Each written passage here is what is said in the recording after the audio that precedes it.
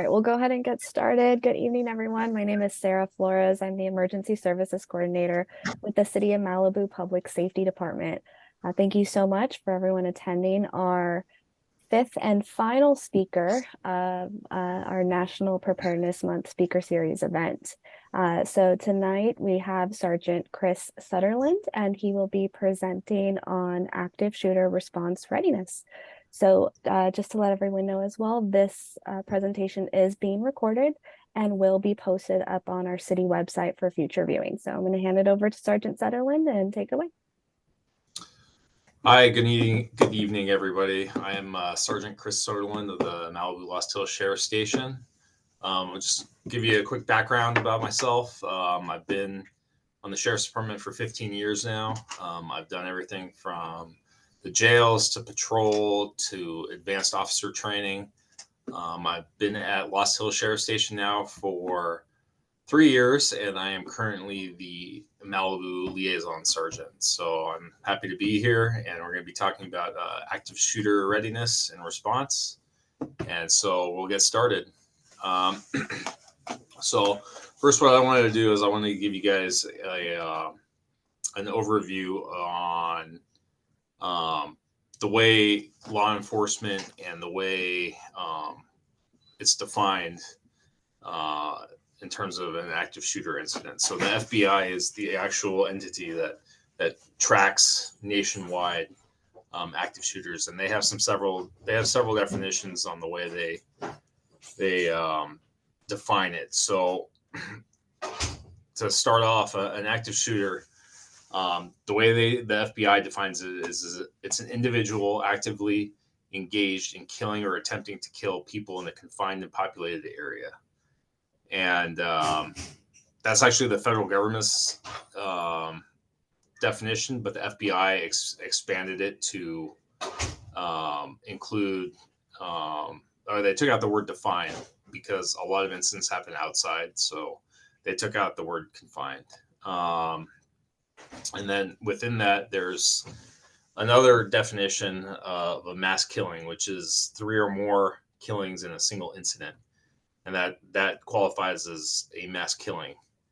That does not include the shooter, though, so just bear that in mind. So I'm going to give you an overview. So they do an analysis of active shooter incidents yearly. So the last one was obviously in 2022 last year. So the FBI compiles the statistics, and they make a report on it. And you can go to the FBI website and search for it, and it'll be there. But let me give you a brief overview. So as of last year, there was 50 shootings, which were categorized as active shooter incidents.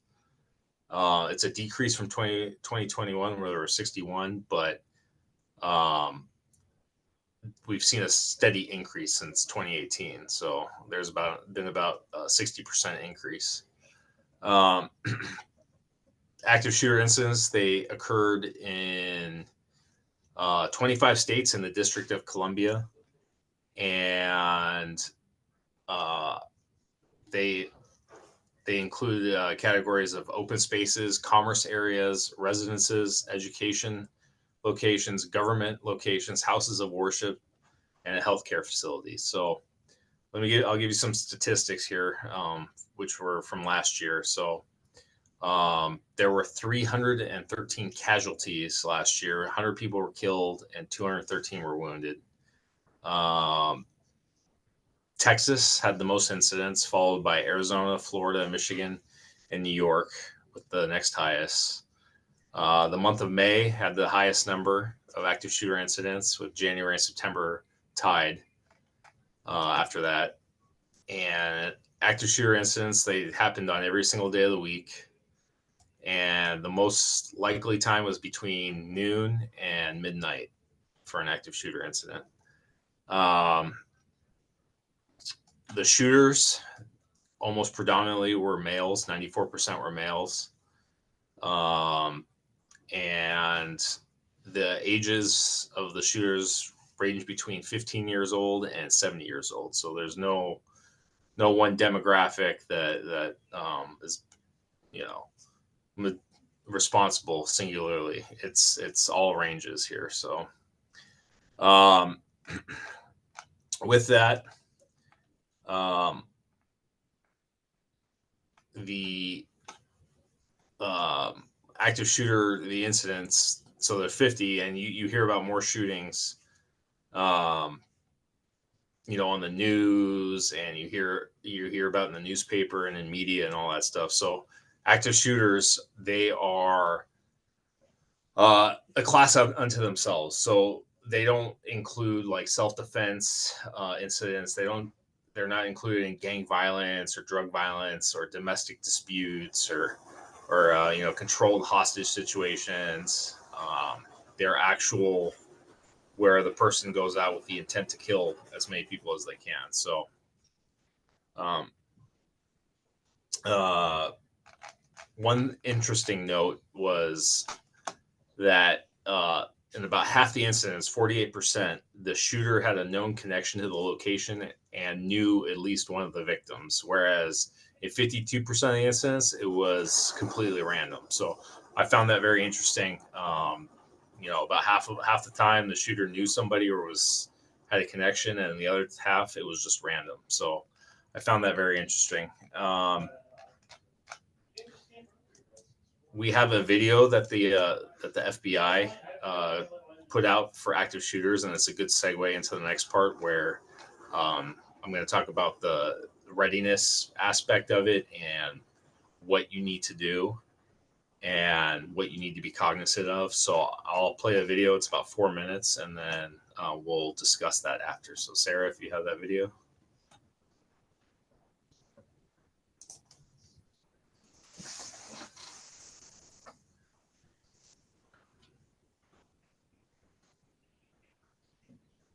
Can everyone see the screen? Yes, it's up.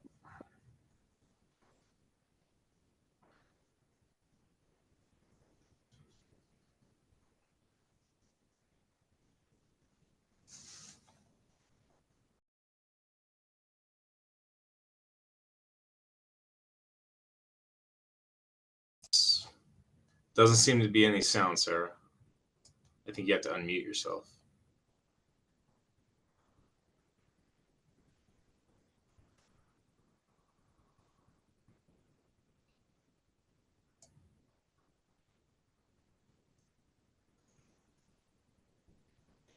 Still no sound. Still no, you guys can't hear it? No. Okay. Let's see.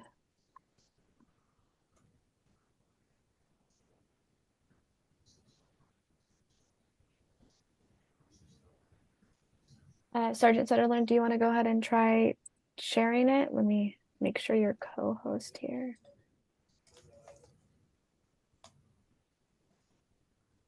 Sure, if I can figure out how to do that here. Okay.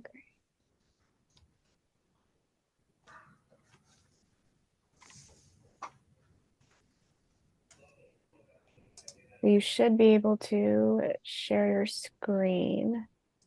I'm not sure why it's not the sound's not coming over.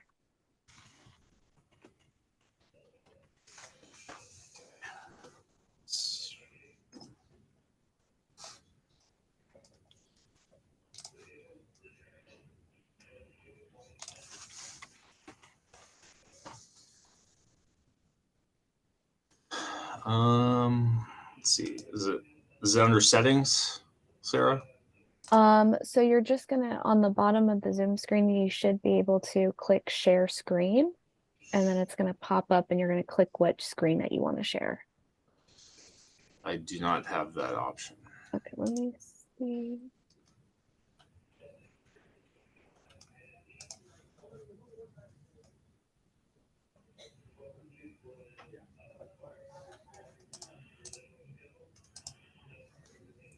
Okay, now I'm the host. Share screen. There we go. Okay.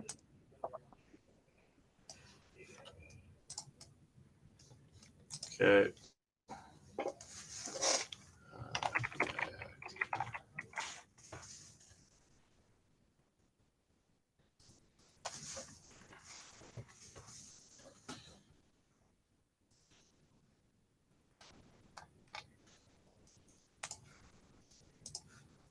Sorry, folks, bear with us here.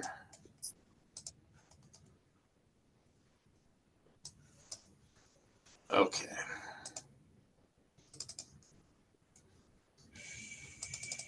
Share. Can you see it? Yes. Okay. Let's see if the sound comes through.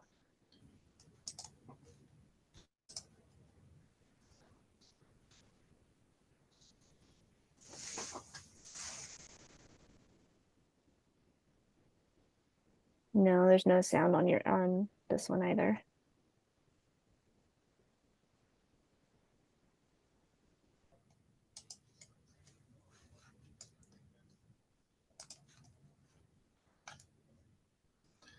Sarah, if you want to, I can post it in the chat. yeah, I'll put post the link in the chat. the link to it.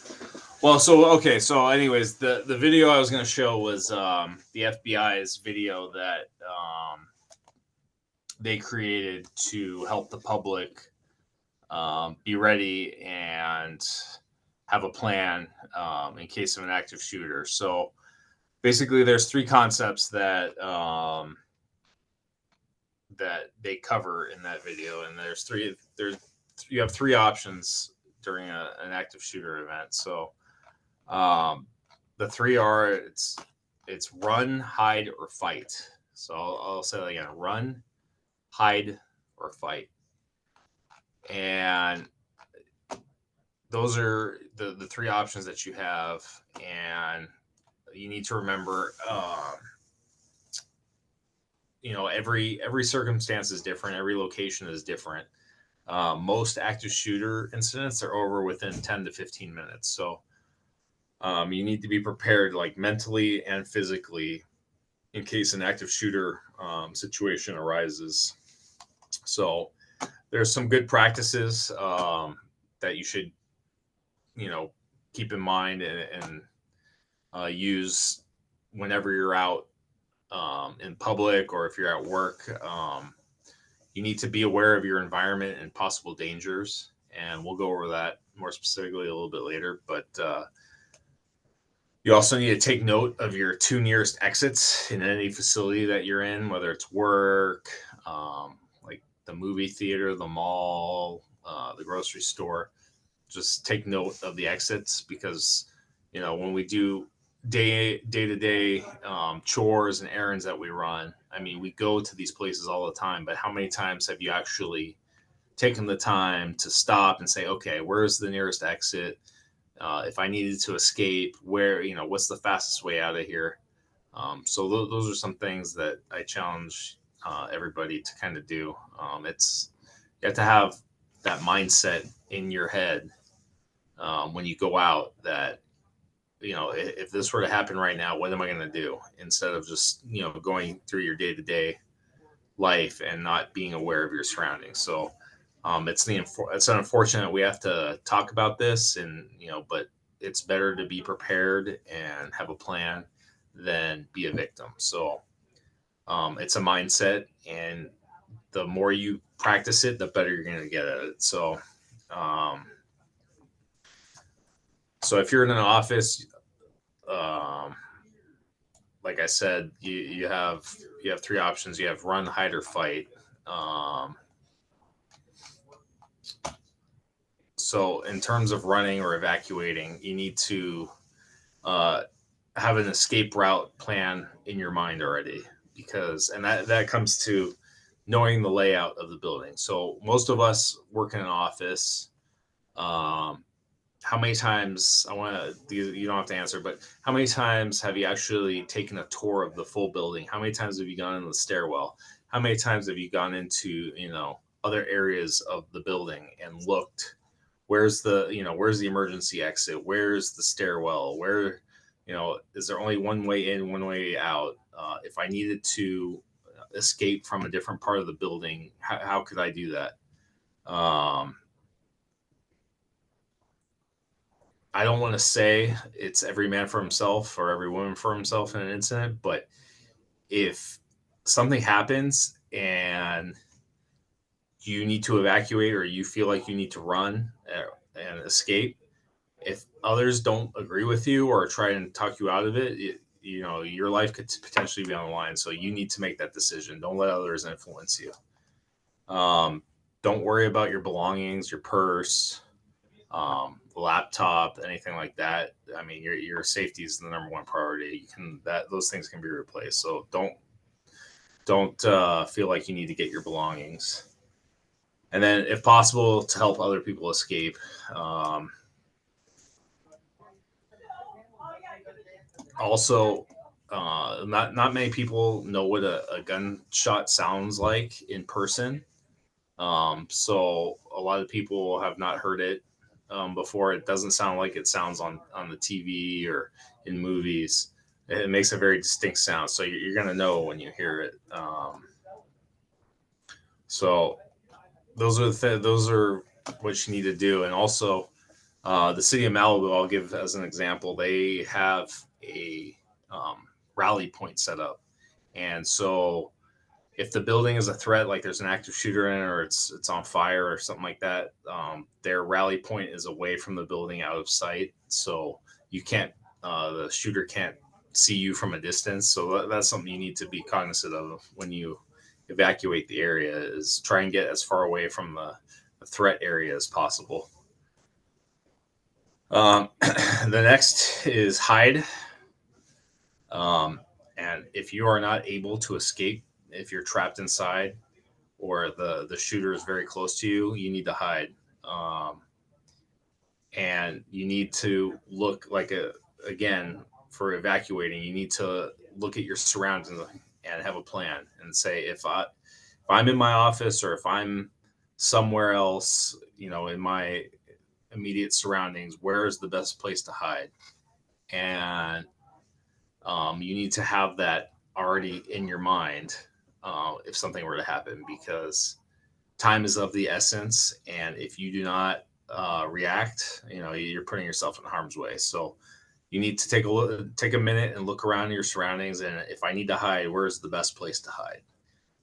Shooters, they're going to go for the low hanging fruit. They're going to go for the easy targets. They're not going to waste their time to go and search out a person who's hiding well. They're going to just go around as fast as they can and take out as many people as they can and inflict as much damage as they can. So um, you need to hide out of the active shooter's view, and um,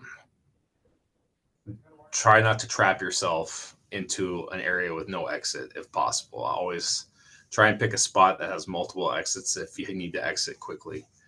Um, the other thing I want to talk about is cover and concealment, and that kind of goes with hiding. So concealment is something that hides your view from the shooter or something, an enemy. And cover is something that gives you protection in case they try to fire at you. So there's concealment, which you want, and there's also cover too. So walls don't stop bullets. Hard, metal objects are probably your best bet, such as file cabinets. If you can put a file cabinet and barricade a door, that's a good bet.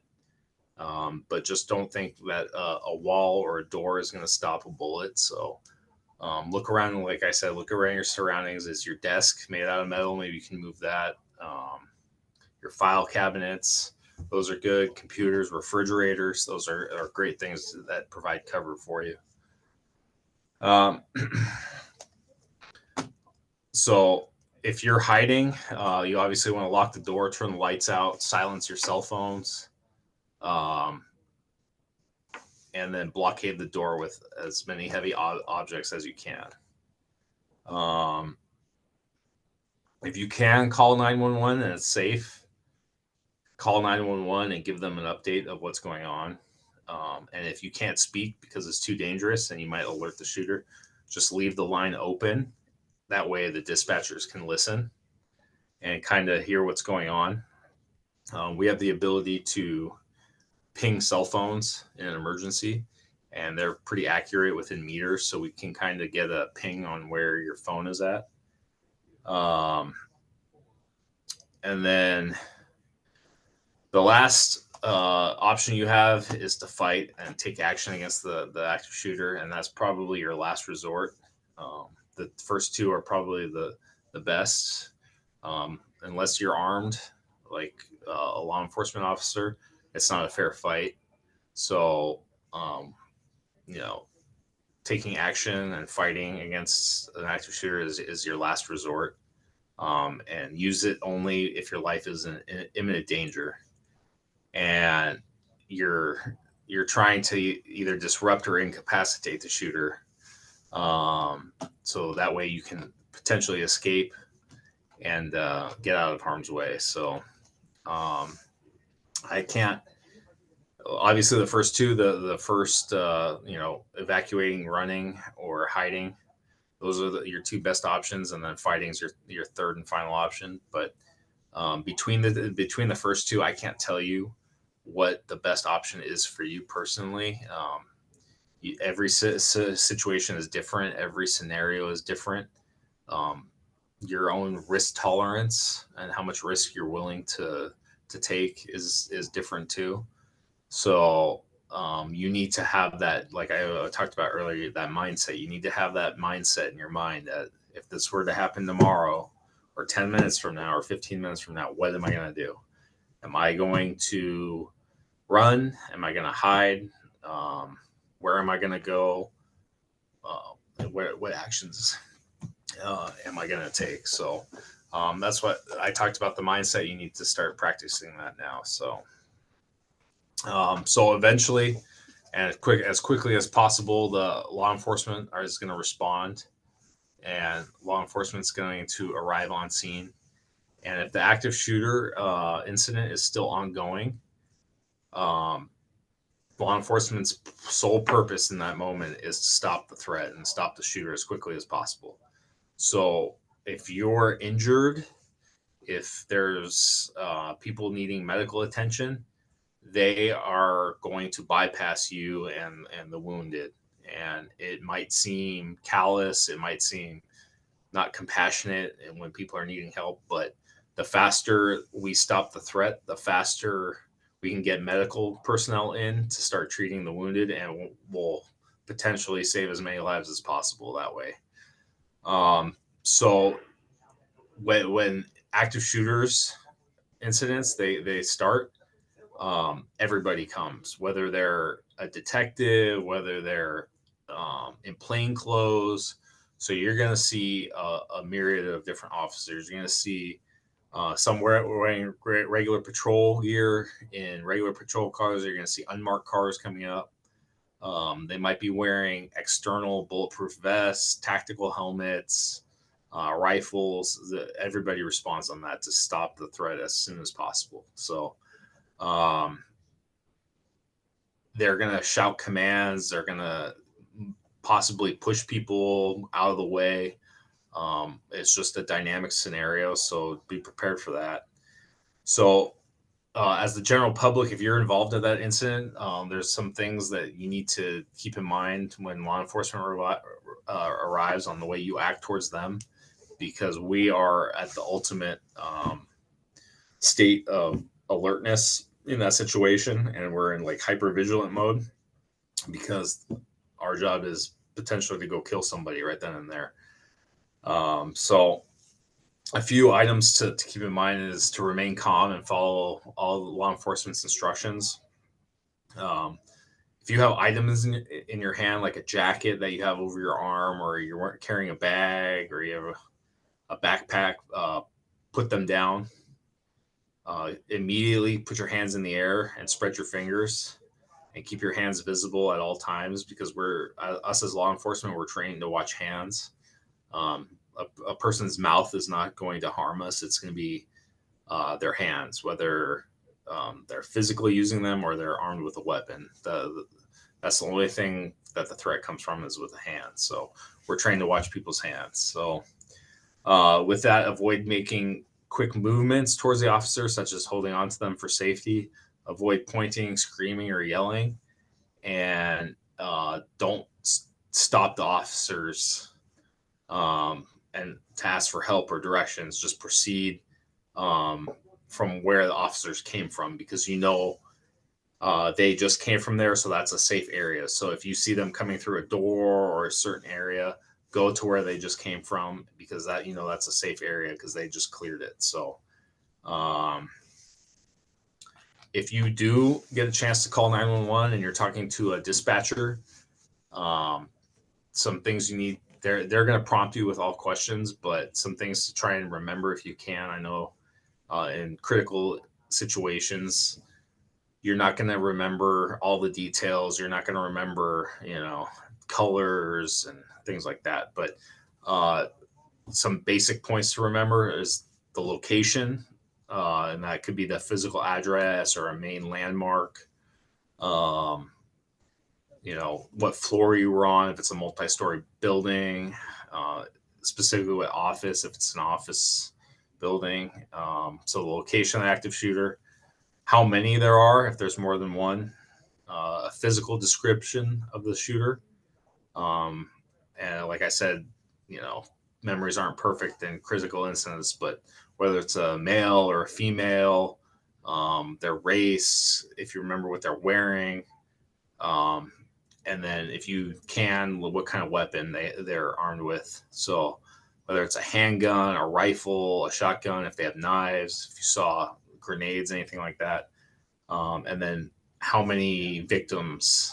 So if you're in a public area, you're probably not going to know how many victims there are. But if you work in an office or in a restaurant or a store or something like that, your coworkers and you kind of know how many people are there. So um, those are some of the information that law enforcement is going to need from you to help the situation as efficiently as possible. So um, the other thing I wanted to talk to you. So those are your three options in an actual incident: is run, hide, or fight. But the other thing is having a plan and like a go bag. So um, and this is the emergency readiness month. So this applies whether it's natural disasters, active shooters, but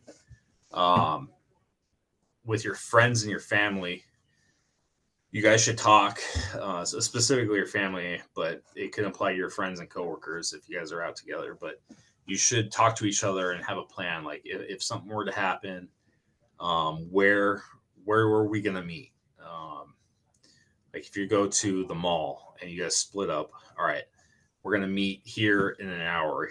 We're gonna meet here in 2 hours, whatever the case may be. So have a plan. Also, um, phone numbers. Sometimes cell service doesn't work, so you need to have a backup plan on how to communicate. So whether that's we all are going to try and contact an uncle or whatever the case may be, just so you can report your status that you're okay. That those are some critical things that you need to take into consideration.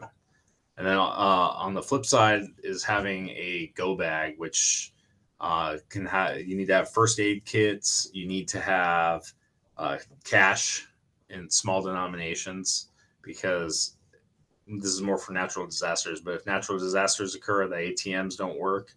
The cash is the only thing that's going to be able to be used. But um, change of clothes, um, a flashlight, and then you can go online, and I'm sure the city, through Sarah, they have a list of items that are going to be essential in case of emergencies. So you can contact Sarah Flores at the city of Malibu, and she will be able to assist you on that. And that is all I have. I'm kind of bummed that the video didn't play, but we talked. We talked about the three main components of it. So I am here for questions if anybody has questions. And I'm gonna that try real quick to play the video and see if we can get the sound. Hold on one okay. second.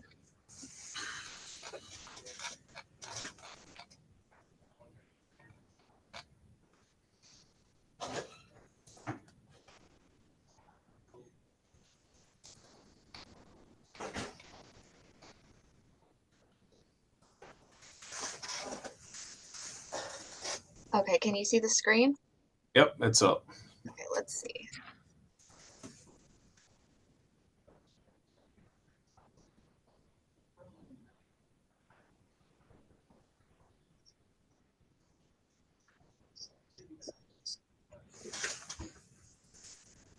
No sound. No sound? Okay.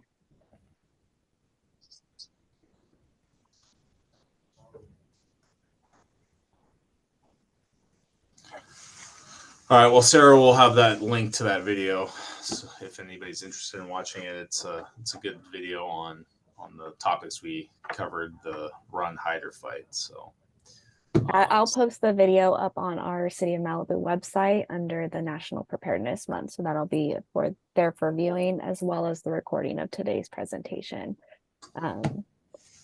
So thank you so much, Sergeant Sutherland, for that presentation on how to respond to an active shooter.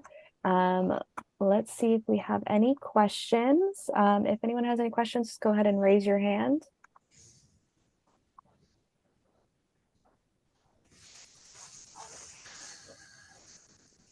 All right, I'm not seeing any questions.